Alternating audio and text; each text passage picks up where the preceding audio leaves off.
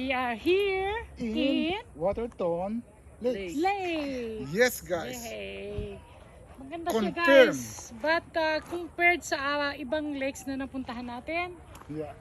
ito ay maybe pag i-rate mo ay number 8 lang siya guys. Yes. Kasi yung water niya guys hindi siya green katulad ng Morin Lake. Or Louis, St. Louis. Sa Louis Ah, Lake. Louis Lake. Louis Lake. Morin Lake. Maganda naman yung view. So, yung Rocky Mountain lang ang maganda guys. Yes.